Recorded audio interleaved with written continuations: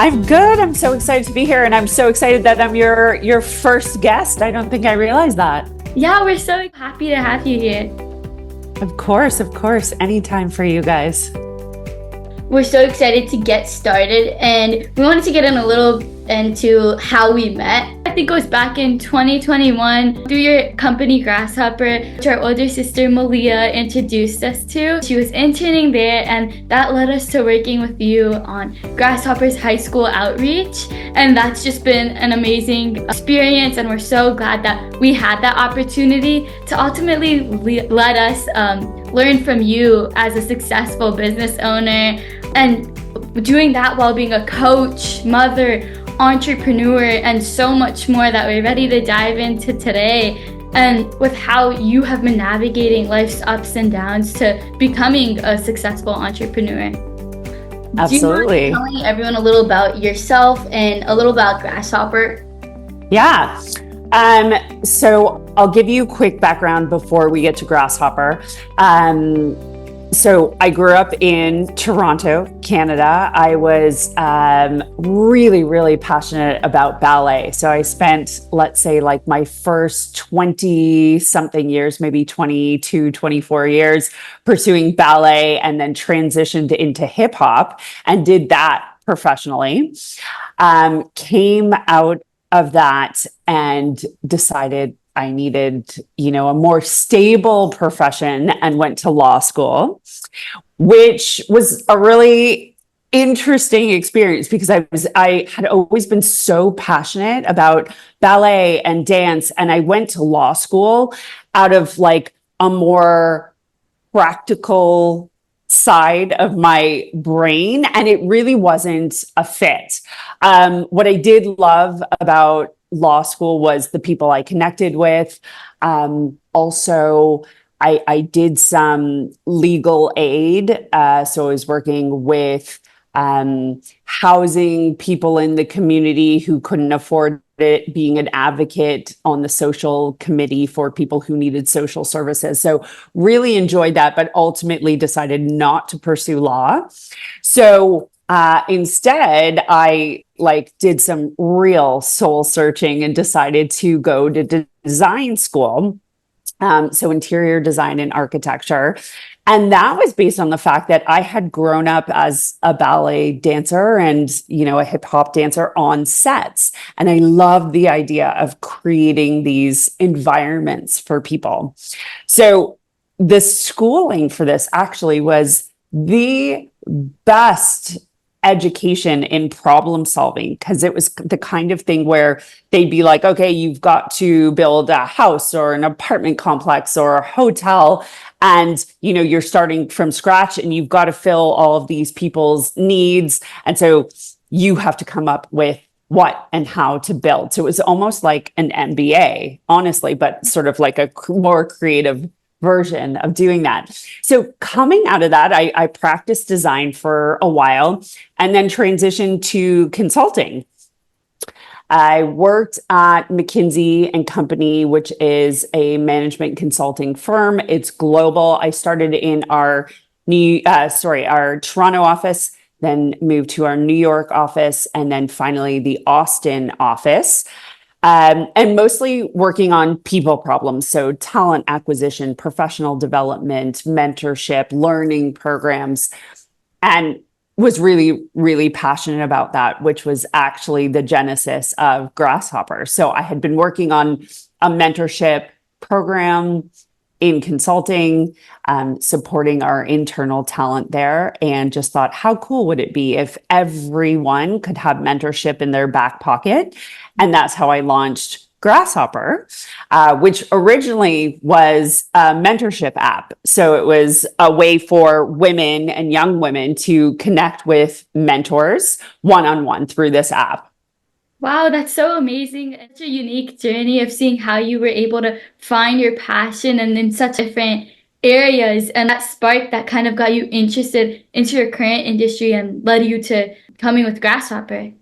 Yeah. And I think that one big part of that would be kind of navigating that change, not just like the different career changes, but also maybe those different environments and, adapting to those environments and maybe cultivating a new environment that you think that like you thrive the best in, how'd you say you went about that?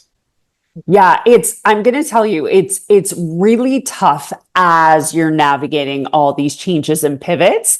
And I find that now when I look back on it, it makes 100% sense to me. I'm always like, oh, well, of course I made that change. Something within me, my gut was telling me that this was the right way. But as I was going through all these changes, I will be totally honest with you that you feel very vulnerable. You're not sure if you're making the right decision.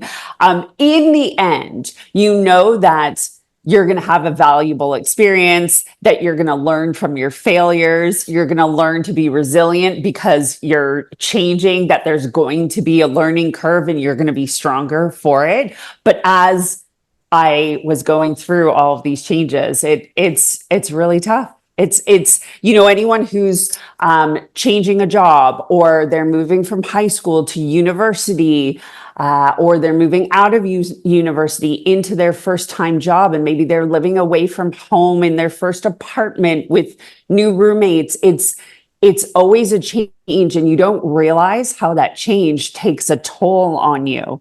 So I will say there's a lot of soul searching involved. There's a lot of need to be self-aware and to really sort of understand yourself and what makes you happy.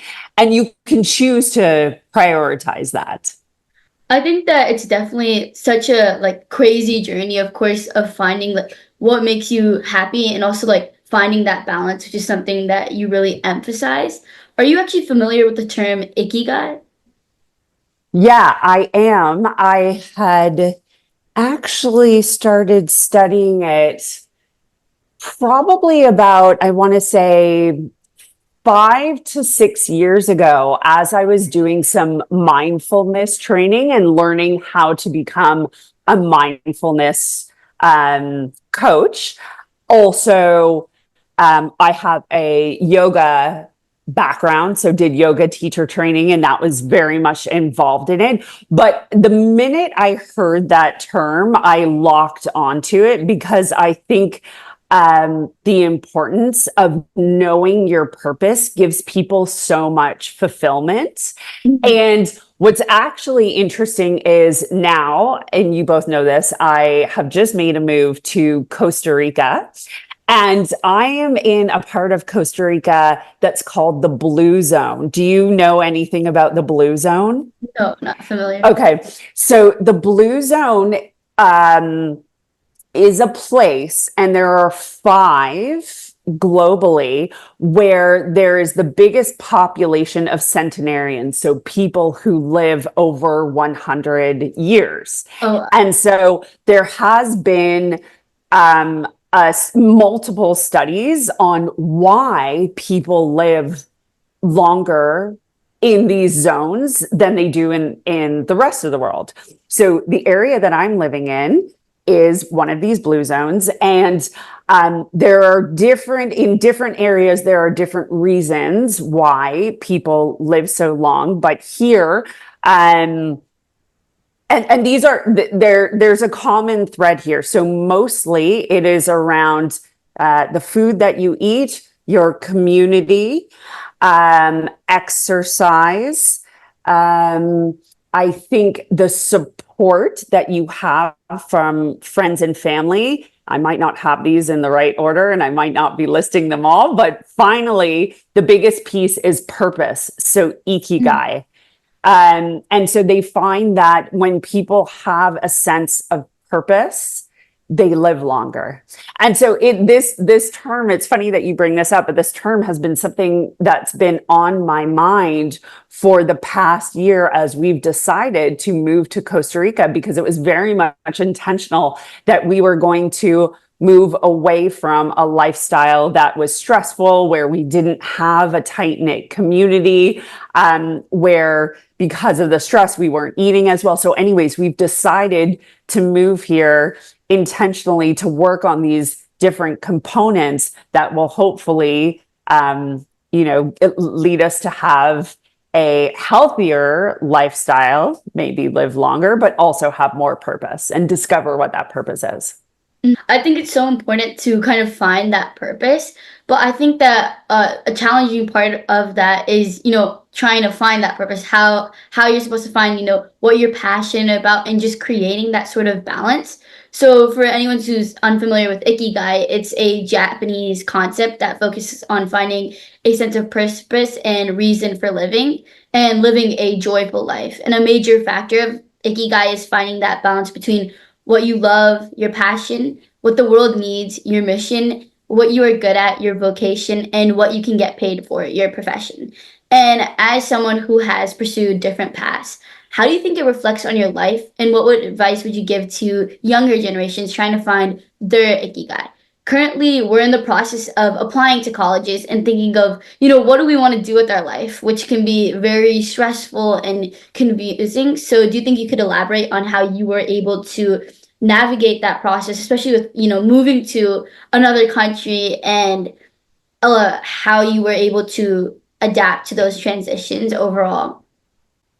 Yeah, I think the most important thing is to remember that you have to have a sense of humor throughout it all and not take all of this and yourself and your sense of purpose so seriously, because it is going to change. So as you have just heard from my path from the beginning, I think from the time I was 2.5, apparently my parents told me that I had identified ballet as my profession and my reason for living. And it was that way until I got into my 20s. But then I just stopped loving it. It was a very hard lifestyle, and I felt like I had really run the course. So then I had to go through this process of figuring out what my next steps were, and I was totally lost and felt very low because of it. And then made the decision, probably not out of the best place, to go to law school. And that was not the best right decision for me. As I said, it was a meaningful experience. I learned a lot, but it wasn't true to who I was. I made a rushed decision. And I've since learned not to do that, because I put myself in an even lower place, sort of navigating this tough and very rigid education with 300 other people who were super passionate about law and wanted to go to these big law firms. And I really felt like a fish out of water. So then needed to make another transition and made that into design. And that was very fruitful for me. That felt like the right place. But then as I started practicing design, realized that the practice wasn't really what I was passionate about. It was more of like the theory and sort of doing it as a hobby, not as a profession. Because then once you start mixing money and serving clients, it changes everything. So then I had to sort of do some more soul searching and figure out what came next. And so that was consulting for me. So as you can see, I've had to navigate many pivots and many changes. And so I would say the most important thing is to just know that in the end, there will be a thread, and that if you continue to search for what fulfills you and what you feel is a passion and explore that, at least in the end you can say, listen, I did my best. I explored what was calling for me. Maybe it was not the right time or the right decision, or it wasn't making me money. I couldn't do this as a full-time profession.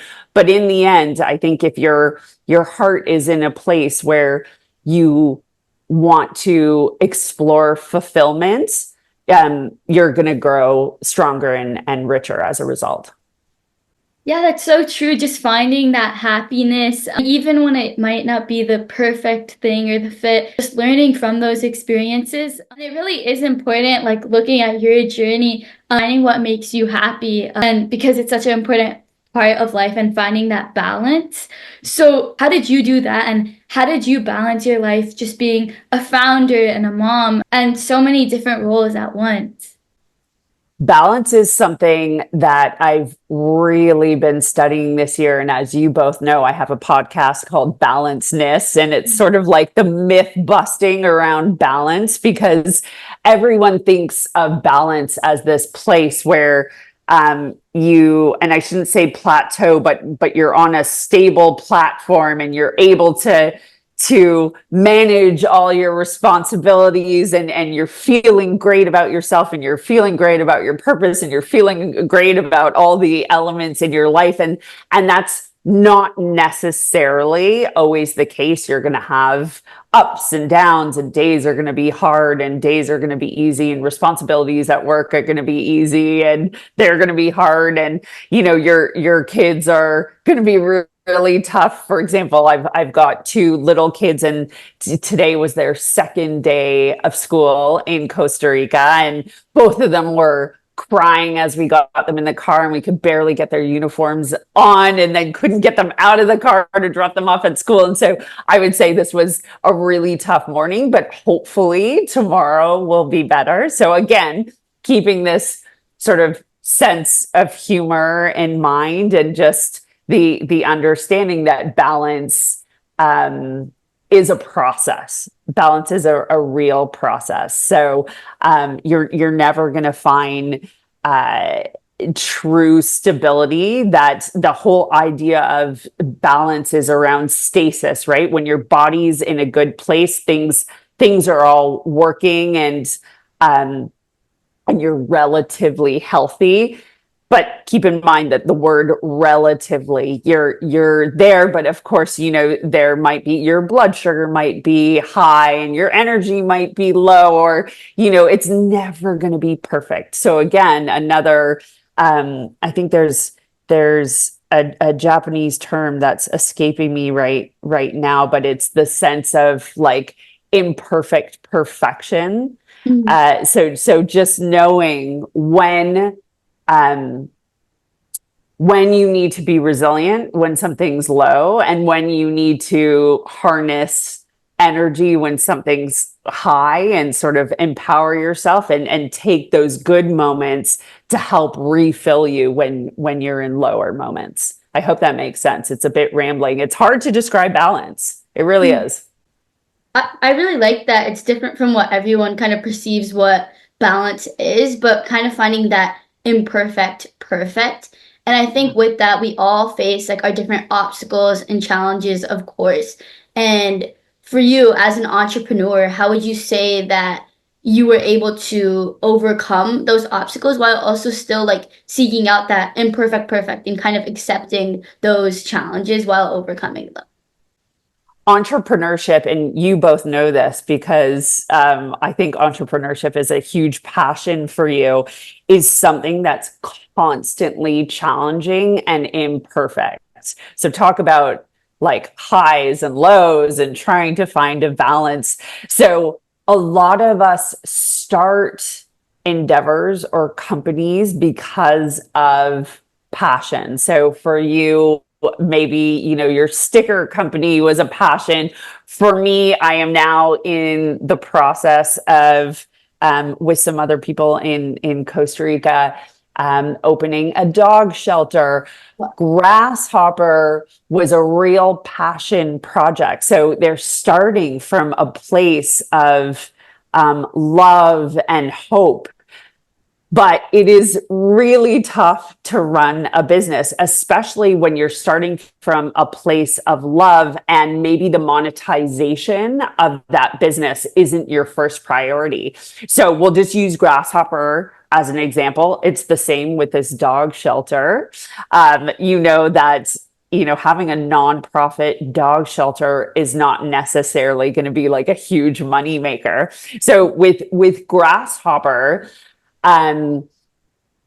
I started that because of my passion for women in the workplace and having impact on the numbers of women in leadership, and just being totally obsessed with professional development and giving mentorship opportunities to other women.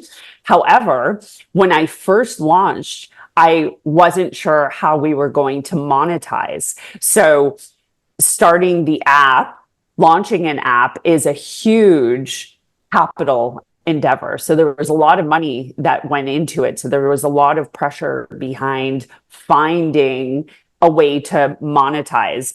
And again, because I'm someone who's very heart driven, I went through with it anyways and said, hey, I'm going to come out of this and find a way to monetize, which we did. But again, that was a different way at coming at a business than a lot of business owners do, which is, let's figure out how to monetize first, and then I'll start a business, or maybe a passion comes out of it, but the money piece is a priority at the beginning. So it really depends. No way is the right way. It really depends on what is right for you. So I think, yeah, and remind me what your, again, I'm rambling a little bit, but your original question was around like purpose and business and navigating entrepreneurship and that balance. Yes, exactly. Kind of what you pointed on, just figuring out like with your passion, also just, facing those challenges and overcoming them as well. And overcoming them. Yeah. You also have to have a community or some support pillars. And thank goodness that Grasshopper was a community, is a community of women helping women. But sometimes people have advisors. Academics also have advisors and mentors in academia. So business owners have board members and advisors. So I think it's important to have people to lean on. And often, if I couldn't find answers within my community, I would do some outreach. So one of the things that I'm very good at is connecting the dots between people. And so, I would go through several people to find someone who could give me the answer and support me in that way. So yeah, it's lots of ups and downs. I think it's important to be resilient. I think for me, I learned resilience through the practice of ballet. It was a very tough profession, very tough physically, mentally, and emotionally, and a lot of failures within it. So I am someone who is, a get up and go person. If I am down, I will just keep on keeping on. And I think that's really important in entrepreneurship. Yeah, that's so important, especially like how you said finding a community. And even though you didn't know exactly how you were going to make money off of it or where exactly what was going to happen, you still went into it and you really practiced like that ability to be resilient. And with finding that community, what would you say is the best advice that you've ever heard or received that's really helped you get through those obstacles? Best advice. This is always a really hard one because I didn't have a mentor growing up. Ballet is a very competitive environment. Then I moved into academia and I found that very competitive as well. So I never had a mentor. And always when I reflect back on was there any particular piece of advice? I would say not necessarily, but things that I cling on to as a result of my experience are, again, the piece around resilience and also that phrase, this too shall pass. So I'm constantly thinking about that when I'm in really tough moments, whether it's with my kids, the business, if I'm in a place of transition like I am now, where living in a new country, it's really hard. I don't speak the language. It's a totally different culture. When I need help, I'm not necessarily sure who to call. But the idea of this too shall pass, like just remaining as strong as you can be in the moment, but also recognizing the difficulties and recognizing the vulnerability that you feel and how out of place you feel. Don't pretend that it's any other way. Just recognizing that and knowing that will pass. And as a result, you are going to have learn something and you're going to be stronger as a result. I think that's a very like important part of just not like in the entrepreneurial world, but just life in general, accepting those difficulties, which I think can be hard. I know for me, sometimes it can be hard to say that like I'm struggling in this or that, just like, and going either to even someone to help, or even if you don't have someone to ask for help, kind of accepting that like this too shall pass, like you said. But how would you say that you would be able to kind of use this mindset and approach decision making when you're experiencing tough choices, whether it be in your business, podcast, family, anything like that? Yeah.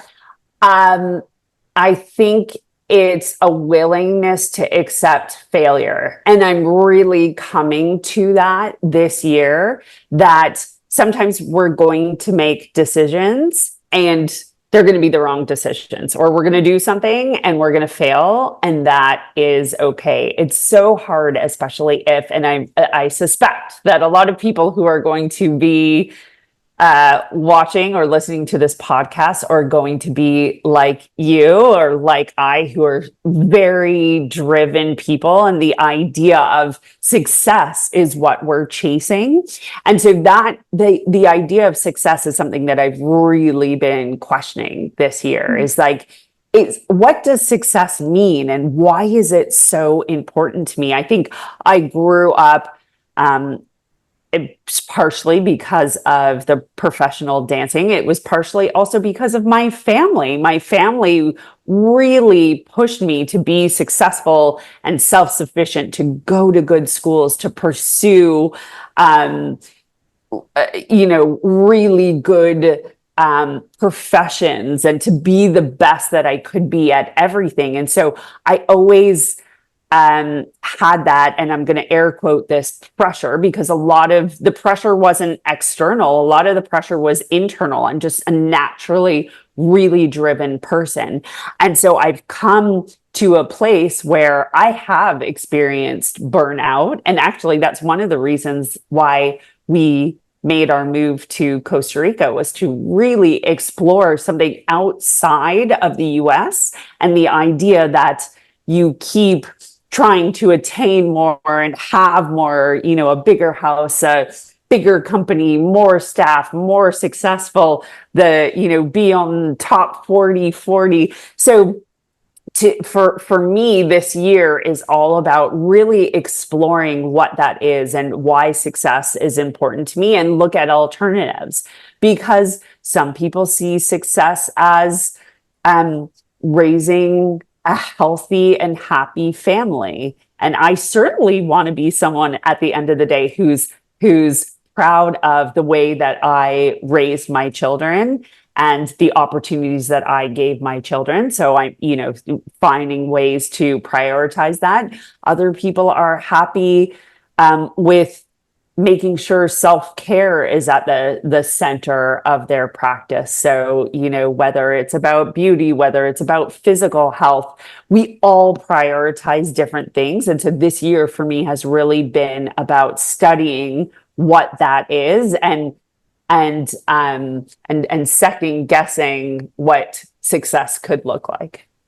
I think that's so true how you're saying, what does success really look like for you and what does it mean for you? It's not always just trying to be the best at everything and kind of getting stuck in that toxic mindset of just trying to be better and better and better.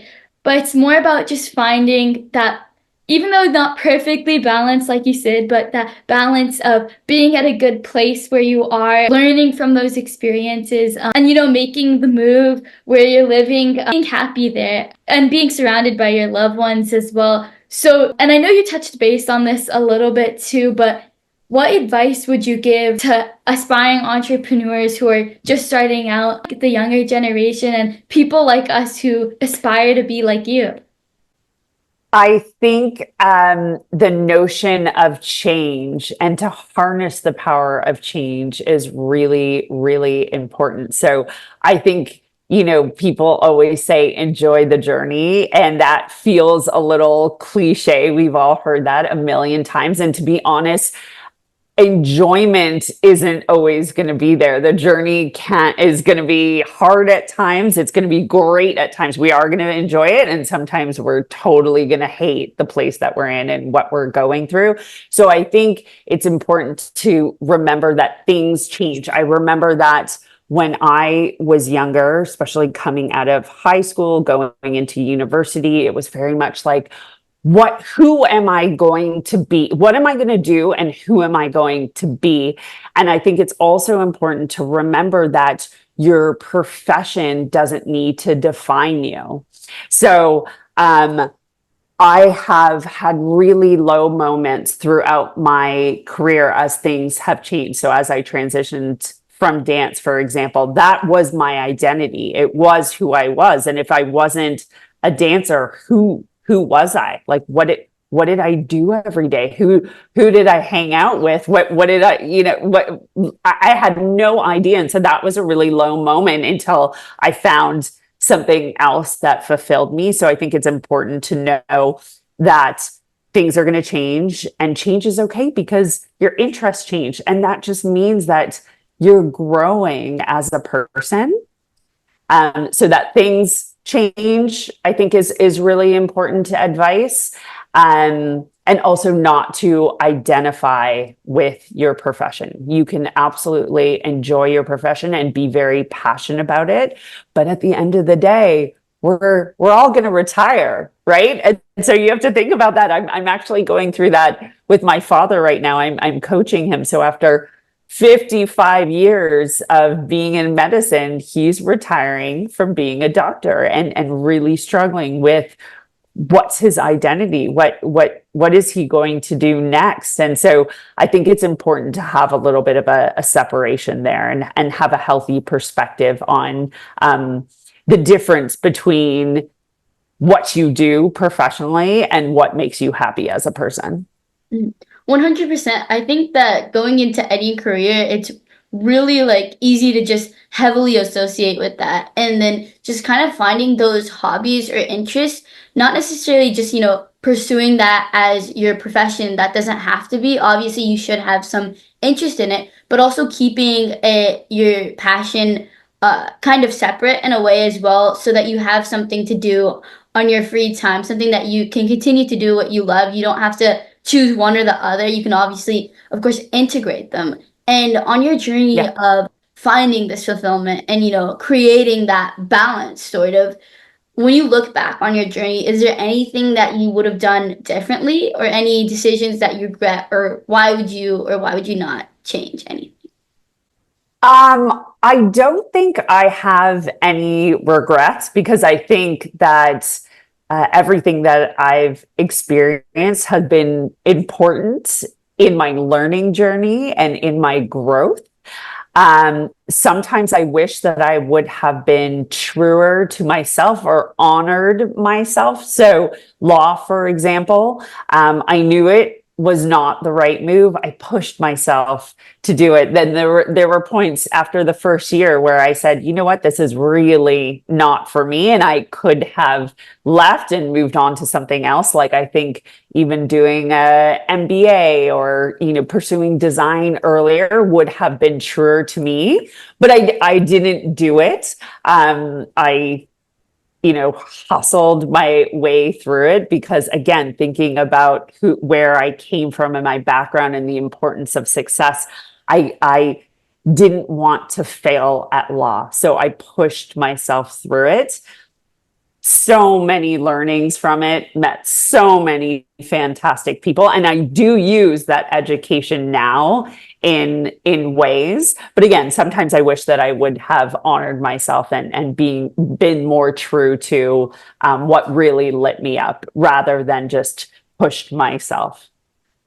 Yeah, and I think it's just so important how you got to that journey of really finding what you did want to do. And even though it may not have been law, but finding something to learn from those failures. And it's really what those failures that build who you are. Because a lot of times that we think that our growth and our path to success is super easy, but the truth is that growth is not really a perfectly linear process. There's going to be those ups and downs, but that's really the process and the part of where you learn, and it really builds your character and who you're becoming.